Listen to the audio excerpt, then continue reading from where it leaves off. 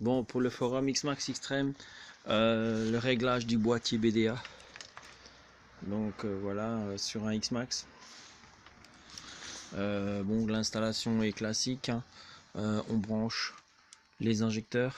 Voilà, on vient prendre la masse sur le côté du cadre ici. Voilà, là vous avez la tâche de la durite de frein. Voilà, donc ce qu'il faut savoir pour régler un moteur. Première étape, on vient de ce côté. Sortir la courroie. Si vous voyez un gars qui vous règle le moteur avec toute la transmission en place et qui vous voyez qui bidouille et tout ça, fuyez, c'est un grand rigolo. Voilà. Deuxième étape, pour le réglage, il faut être moteur chaud, donc au-dessus de 80 degrés, voilà, 80-85 degrés. Voilà, bon, c'est avant en fait que le calostat soit complètement ouvert. Alors le calostat se situe ici en haut. Voilà, donc le calostat est en dessous, hein. Ici on a la vis de purge, le calostat est en dessous en retirant le truc. Ceux qui sortent le calostat avec des kits, bon bah excusez-moi de le dire, mais c'est des guignols.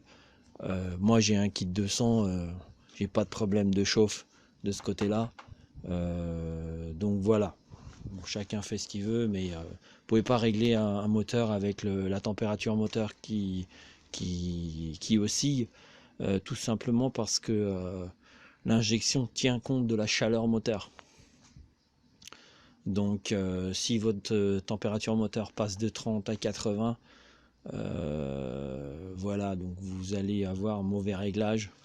Bon, ça n'a aucun sens en fait. Bon, troisième étape, il faut impérativement changer la sonde lambda d'origine. Pareil, si vous avez un gars qui vous sort une map ou quelque chose avec une sonde lambda d'origine, c'est d'un ridicule.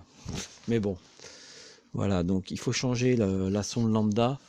Donc voilà, le principe c'est une Bosch. Voilà, on appelle ça des bandes larges.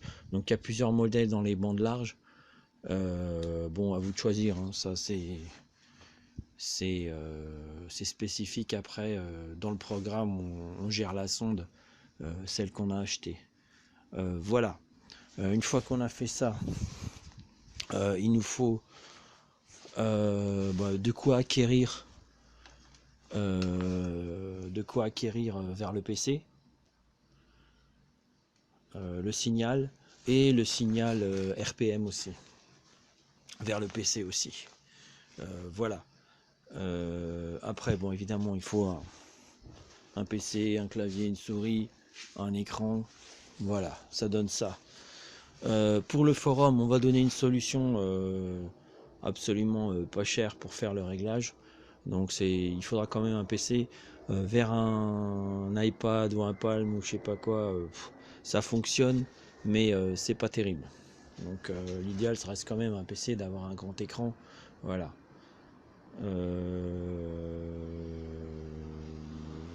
Voilà, donc le branchement du boîtier BDA est en place. Donc juste pour le fun, après on donnera une solution pour brancher tout ça, hein. Donc on sera dans les 190-100 euros, hein. Ce qui n'est pas excessif pour faire un réglage, quoi, hein. Voilà, après le réglage il est fiable. On donnera quelques tuyaux dans la prochaine vidéo, comment bien régler, les points à pas se faire avoir aussi sur les configurations. Il y a quelques points qu'il faut changer sur le Xmax. Au départ c'est un 125, si on lui demande 180 ou 200, il y a des pièces à modifier pour que ça tourne comme une horloge. Voilà, donc ça on verra ça dans le prochain sujet. Ici on va juste montrer que techniquement ça fonctionne. Donc là on vient de se brancher, la sonde lambda est à 31 parce qu'elle est dans le pot. Ne pas oublier aussi la calibration de la sonde, hein, qu'il faut calibrer la sonde, hein, au départ. bon, ça, pas dans le pot évidemment, à l'air libre. Voilà, donc on va se mettre en route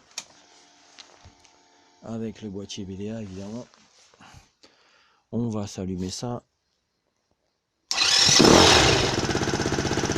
Donc ok, donc là ça tourne. Au niveau de l'écran, donc le RPM est pas juste, mais bon, c'est juste une histoire de réglage. Ça, je vais encore le faire. Voilà, on commence à avoir les courbes. Bah ça, c'est le moment où j'ai accéléré, hein. Tac. Voilà. Alors, si on veut viser pas trop haut, on va essayer de le ralentir, de le descendre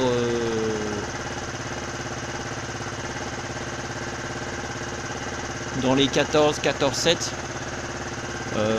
Voilà. Après certaines plages, on va les ramener vers 13. Les plages où on a besoin de puissance vers 13, 13.1, 13.5.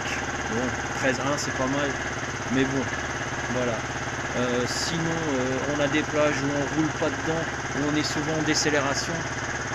On va les ramener à d'autres valeurs. Donc voilà, avec ça, on voit exactement où c'est qu'on est, hein. Donc 14, 13, etc., etc., etc. On obtient une courbe assez précise qui va nous permettre de se régler. Donc ici on a la courbe AFR, ici on a le régime. Donc ça je vais remettre ça à jour le régime, petit réglage. De toute façon on donnera toutes les solutions par la suite. Avec ça vous obtenez un réglage parfait. Voilà, donc on va donner un petit coup de gaz quand même pour montrer que ça change. Donc vous voyez que le ralenti a réglé et donc la FR a un peu chuté. On est un peu trop riche. On verra ça plus tard. On voit exactement là où le ralenti vient de tomber, quoi.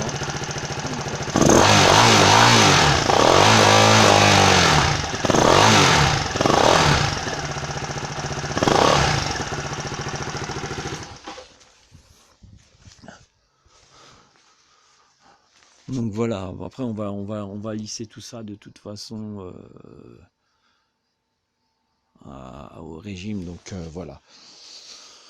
Donc voilà pour l'acquisition. Dans la prochaine vidéo, on montrera exactement les pièces à modifier pour faire un bon réglage. Techniquement, il y a 2 pièces à modifier pour que le kit fonctionne parfaitement. Voilà, pas du simple montage, bricolage à bobo dimanche, là, c'est pas sur le forum. Voilà, dans la prochaine vidéo.